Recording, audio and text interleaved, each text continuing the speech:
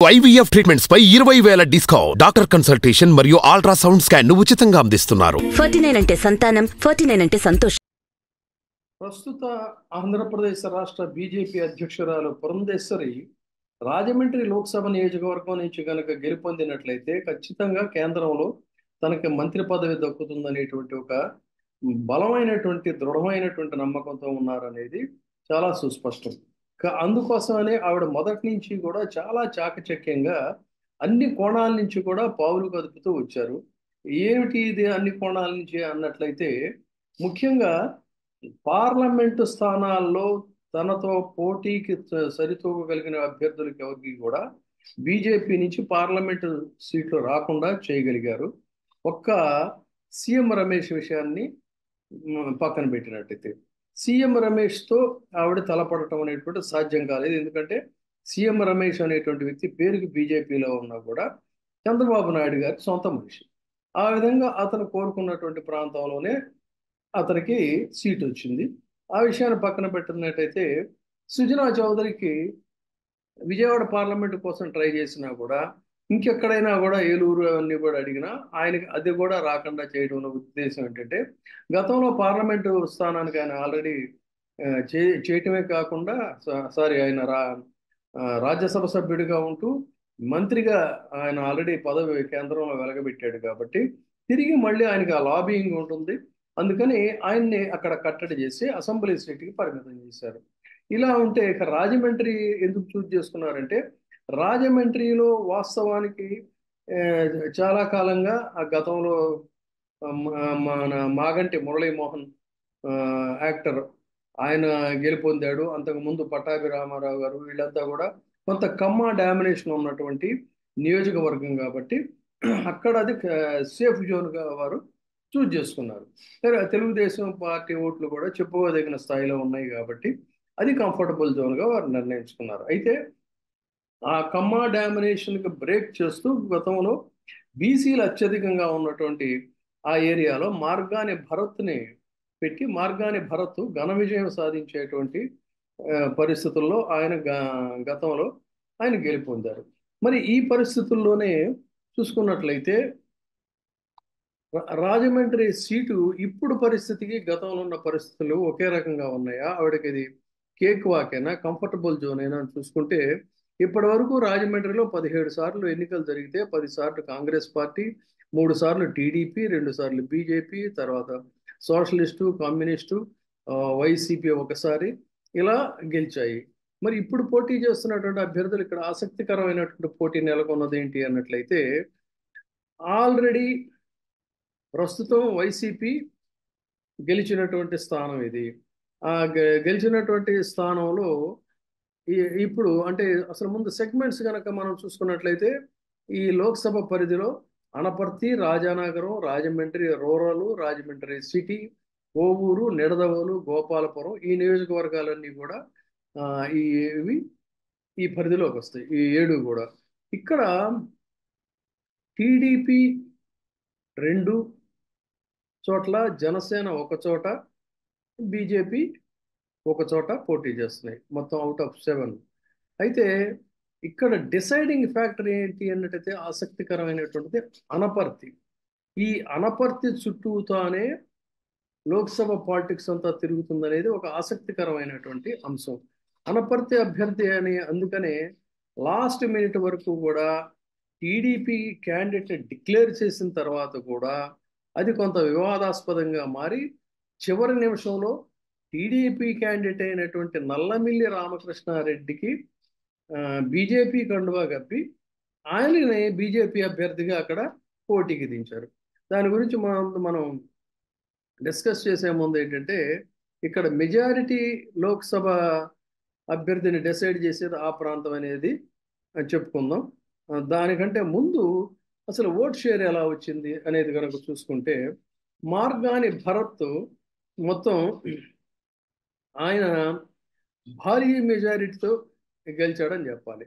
అంటే దాదాపు వైసీపీకి వచ్చినటువంటి ఓట్ల శాతం 47% ఓట్లు వస్తే, టీడీపీకి కేవలం 37% ఓట్లు మాత్రమే వచ్చాయి. జనసేన కూడా అప్పుడు నిలబడింది. జనసేనకి 27% వస్తే ఇక్కడ జాగ్రత్తగా గమనిస్తుంది, కాంగ్రెస్కి వచ్చింది 1%, బీజేపీకి వచ్చింది కూడా 1% ఓట్లు మాత్రమే వచ్చాయి. అయితే రాజమండ్రిలో చెప్పుకున్నట్టు ఏంటంటే మొత్తంగా చూసుకున్నప్పుడు ఈ ఈ క్యాస్ట్ ఈక్వేషన్స్లో డామినేటింగ్ క్యాస్ట్ మాత్రం ఏంటంటే ఓట్లు తక్కువ ఉన్నా కూడా కమ్మ డామినేటెడ్ ఏరియా. కాకపోతే సంఖ్యాపరంగా చూసుకున్నప్పుడు బీసీలు అధికం. అందుకని గతంలో ఈ సంప్రదాయాన్ని బ్రేక్ చేస్తూ వైసీపీ మార్గాని భరత్ని పెట్టినప్పుడు మార్గాని భరత్ ఘన విజయం సాధించారు. ఈసారి కూడా బీసీ వర్గానికి చెందినటువంటి డాక్టర్ గూడూరు శ్రీనివాస్ని వైసీపీ అభ్యర్థిగా పెట్టారు. నిజానికి ఈయనకి రాజకీయాలు కొత్త, కానీ ఆయన చాలా పాపులర్ డాక్టర్ ఆయన. అందుకని ఆ ప్రాంతంలో పరిసర ప్రాంతాల్లో కూడా ఎక్కడ ఎవరికి ఏదైనా ఇదైతే ఆయన దగ్గరికే వస్తారు, చెస్ట్ స్పెషలిస్ట్ ఈయన. అందుకని ఆయన దగ్గరికే వస్తారు. ఆ విధంగా ఆయన ప్రత్యేక పరిచయం అవసరం లేనటువంటి డాక్టర్గా కూడా మనం ఆ ఏరియాలో ఆయన్ని చెప్పుకోవచ్చు. అయితే గత ఎన్నికల్లో కాంగ్రెస్కి 13,600 ఓట్లు వస్తే బీజేపీకి 13,800 ఓట్లు వచ్చాయి. ఇప్పుడు మళ్ళీ కాంగ్రెస్ గురించి మనం ఎందుకు ప్రస్తావించుకోవాల్సిన పరిస్థితి వచ్చిందంటే అక్కడ కాంగ్రెస్ అభ్యర్థిగా గిడుగు రుద్రరాజు నిలబడుతున్నాడు. సో గిడుగు రుద్రరాజు బ్రాహ్మణ్. అక్కడ ఉండవల్లి అరుణ్ కుమార్ కూడా ఒకసారి ఎంపీగా గెలిచాడు. అంటే చెప్పుకోదగిన స్థాయిలోనే బ్రాహ్మిన్స్కి కూడా ఒక ఆదరణ ఉంది కాబట్టి ఈయన రాజమండ్రిని ఎన్నుకున్నాడు. అయితే ఇక్కడ గమనించాల్సిన అంశం ఏంటంటే గిడుగు రుద్రరాజు వైసీపీ ఓట్లు గెలుస్తాడా? సంప్రదాయబద్ధంగా కాంగ్రెస్ నుంచి బయటకు వచ్చే ఏర్పాటైన పార్టీ వైసీపీ కాబట్టి కాదు అని ఇదేమో కూటమి వాళ్ళు లెక్కలు వేసుకుంటున్నారు. కానీ గిడుగు రుద్రరాజు బ్రాహ్మణ్ ఓట్లు కనుక చీలిస్తే బీజేపీకి పడాల్సినటువంటి హిందుత్వ బ్రాహ్మణ సంప్రదాయ ఓట్లన్నిటినీ కూడా గిడుగు రుద్రరాజు లాక్కునేటువంటి పరిస్థితి ఉంటుందనేటువంటిది మరొక లెక్క. అదే కనుక జరిగితే పురంధేశ్వరికి అక్కడ ఆ ఓట్లకు సంబంధించినంత వరకు కూడా భారీగా గండిపడేటువంటి అవకాశం ఉంటుంది. ఇది ఇలా ఉంటే ఇక మార్గాని భరత్ కూడా ఈసారి అసెంబ్లీకి పోటీ చేస్తున్నాడు. ఆయన కూడా మొత్తం అన్నీ తానై గూడూరు శ్రీనివాస్కి అన్ని రకాలుగా కూడా ఆయన అండదండలు అందిస్తున్నటువంటి పరిస్థితుల్లో మొత్తం మరి ఏ రకంగా ఈ ఓట్ షేరింగ్ ఎలా ఉంటుంది అని చూసుకున్నట్లయితే ముఖ్యంగా అనపర్తి ఒక డిసైడింగ్ ఫ్యాక్టర్ అవుతుంది. ఎందుకు అనపర్తి డిసైడింగ్ ఫ్యాక్టర్ అవుతుందని మనం చెప్పుకుంటున్నాం అంటే అక్కడ రెడ్ల ఓటింగ్ శాతం కూడా చాలా అత్యధికంగా ఉంది. ఈ రెడ్ల ఓటింగ్ శాతం అనేది ఎటువంటి పరిస్థితుల్లో కూడా పురంధేశ్వరికి పడేటువంటి అవకాశం లేదు. గతంలో మొత్తం లీడ్లో ఉండి అన్ని సెగ్మెంట్స్లో కూడా లీడ్లో ఉండి అనపర్తి దగ్గరికి వచ్చేసరికి మురళీమోహన్ కూడా ఫంక్ అయిన పరిస్థితి. ఆ తర్వాత ఆయన ఫ్యామిలీ నుంచి నిలబడినటువంటి ఆవిడ కూడా ఓడిపోయారు. సో ఈ పరిస్థితుల్లో మరి ఇప్పుడు ఇది ఎలా ఉంటుంది అనేటువంటిది ఒక ఉత్కంఠ. అందుకోసం అని చెప్పని ఏం చేసింది ఆవిడ, రెడ్డి కమ్యూనిటీ అభ్యర్థి నల్లమిల్లి రామకృష్ణారెడ్డి కనుక ఉంటే తనకి యాడ్ ఆన్ అవుతుందనే ఉద్దేశంతో, అంతే తప్ప నిజానికి అక్కడ అభ్యర్థిగా ఇవ్వాల్సింది ఎవరు? శివరామకృష్ణరాజు. శివరామకృష్ణరాజుని ప్రచారం కూడా చేసుకుంటున్నటువంటి వ్యక్తిని తప్పించి తన స్వార్థం కోసం నల్లమిల్లి రామకృష్ణారెడ్డి పట్ల ఉన్నటువంటి అభిమానం కాదు ఇది. రెడ్డి కమ్యూనిటీ ఓట్లని తనకు కూడా సొంతం చేసుకోవాలనే లక్ష్యంతో శివరామకృష్ణరాజుని అసెంబ్లీ స్థానానికి తప్పించి నల్లమిల్లి రామకృష్ణారెడ్డికి బీజేపీ కండువా వేసి చేసినటువంటి రాజకీయం ఇది. పూర్తిగా చంద్రబాబు పురంధేశ్వరి కుమ్మక్కై ఈ రాజకీయాన్ని నడిపారు అనేటువంటిది ముఖ్యంగా బీజేపీలో ఉన్నటువంటి వాళ్ళే చెప్పుకుంటున్నటువంటి స్థితి. అందుకని బీజేపీ వాళ్ళందరూ కూడా ఒకసారి స్టార్టింగ్లోనే సమావేశం అయ్యి ఈవిడ్ని నిలదీసి ప్రశ్నించారు. ఏంటి అసలు అంటే మమ్మల్ని అందరినీ కూడా ఇంత నిర్లక్ష్యం చేసి ఈ విధంగా చేయటం ఏంటి అనే దాని మీద కినుకు వహించారు. కానీ ఆవిడ చాలా అడమెంట్గా ప్రవర్తించారని చెప్పని, అందుకనే అక్కడ సోము వీర్రాజు దగ్గర నుంచి ఏ ఒక్కళ్ళు కూడా కోఆపరేట్ చేసేటువంటి స్థితిలో అయితే లేరు. అలాంటప్పుడు అంటే ఆవిడ పూర్తిగా ఇప్పుడు టీడీపీ క్యాడర్ మీదే ఆధారపడ్డారు. రాజానగరం బూరుగుపూడి ఫంక్షన్ హాల్లో ఆ, ఒక సమావేశాన్ని ఏర్పాటు చేసుకొని ఉమ్మడి కార్యాచరణ కోసం పురంధేశ్వరి ఒక కార్యక్రమాన్ని పెడితే, విశాఖ జిల్లా పదాధికారుల సమావేశంలో ఉన్నటువంటి ఎంపీ ఎమ్మెల్యేలు వీళ్ళందరూ కూడా నాలుగో వంతు సీట్లన్నీ కూడా అమ్మవారికి ఇచ్చుకున్నారు, మమ్మల్ని అందరినీ కూడా ఈ రకంగా దూరం చేశారని బీజేపీ వాళ్ళు నిలదీశారు. నిలదీసి దాని ప్రభావం రాజానగరం బూరుగుపూడి ఫంక్షన్ హాల్లో జరిగిన దాంట్లో కూడా పెద్ద గందరగోళం నెలకొని ఉంటే ఆవిడ అక్కడి నుంచి నిష్క్రమించి వెళ్ళిపోయిన పరిస్థితుల్లో ఇప్పుడు బీజేపీ గ్రూప్ అయితే యాక్టివ్గా లేదు, పూర్తిగా టీడీపీ గ్రూప్తోనే ఆవిడ ఆధారపడి పనిచేసుకుంటున్నటువంటి స్థితిలో ఇది ఇలా ఉంటే, అనపర్తిలో ఎంత తెలివిగా నల్లమిల్లి రామకృష్ణారెడ్డిని పెట్టినా కూడా అక్కడ కూడా తనకైతే మాత్రం ఎటువంటి పరిస్థితుల్లో కూడా పనిచేసేటువంటి స్థితిలో మేము లేము అనే దాన్ని టీడీపీ వారు కూడా చెప్తున్నారు. సో ఇలాంటి పరిస్థితుల్లో ఆపరేషన్ సక్సెస్ పేషెంట్ క్లోజ్డ్ అన్నట్టుగా ఇంత కష్టపడి అనపర్తిలో అభ్యర్థిని తప్పించినా కూడా తనకు మాత్రం రెడ్డి సామాజిక వర్గానికి సంబంధించిన ఓట్లు పడవు అనేటువంటిది వాళ్ళు తెలుస్తుంది. ఒకసారి వీళ్ళ శాతాన్ని కనుక కొంతమందిని కనుక పరిశీలించినట్టయితే దాదాపుగా 11 లక్షల ఓట్లు ఉన్నాయి. లిటరసీ శాతం కనుక ఆ ఏరియాలో తీసుకున్నట్లయితే 65.33% విద్యార్థికులు ఉన్నారు అక్కడ.